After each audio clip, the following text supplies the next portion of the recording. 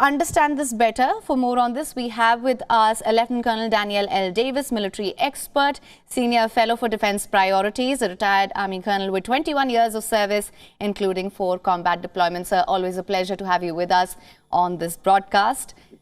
My first question to you, sir, how do you see Wagner and Russia's relationship going forward? If there's a complete division between the two, would Wagner be pulling out from other nations where Russia has interests as well? Well, that's the million-dollar question right now. No one's answered that question. We haven't heard anything more from Prigozhin on that, who's still active on his Telegram channel, by the way, nor have we heard it from the Kremlin. And those are big questions that I think even Russians want to answer, much less the rest of the world, because as you point out, they've got active operations going on with the Russian government in Africa and in the Middle East, in Syria still. And so at this point, those things are still going on. Additionally, there has been an announcement from the Kremlin that they are going to assimilate the fighters into the regular armed forces and sign contracts.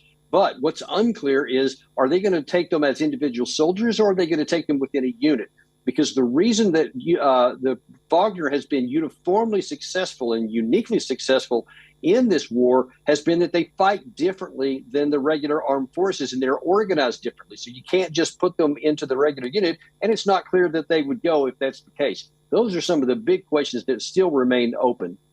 So Wagner did play a major role for Russia in cities like Bakhmut. It's no secret. Everyone knows what they did there. How do you feel this will impact Russia's ongoing offensive in Ukraine with this rift in place now? Well, at the moment, Russia has, and actually has been for quite a number of months, on the firm defensive to try and blunt the Ukrainian offensive, which is currently underway right now. And what probably was the case is that Russia was trying to absorb this and stay relatively firm across the 1,000-kilometer front, and then presumably was going to launch a counteroffensive probably in the summer after Ukraine had spent most of its force. Now, how this plays into it is unknown, because the plan was, according to Prigozhin, that they were going to get, after they pulled out of Bakhmut, by August, they were going to be rebuilt and retrained and rested up and ready for more offensive operations. Now then, that's very much in question, and it's unknown how much the Russian offensive plan counted on Wagner. And of course, I imagine it was pretty high, because they were very successful in offensive really all the way through since the war started. They're the only ones on the Russian side that have yet to be defeated in battle. Right, sir. Also, my other question here is, Belarus brokered the deal. Should the world really see this as a division between Wagner and Putin? Because Belarus is essentially Russia's backyard. They certainly are. And that's a pure speculation on all of our parts, because we don't have enough information to know. We don't know what the terms are. We don't know, is Prigozhin in exile in Belarus? Is he even going to go to Africa, which some of the other Russian sources are claiming?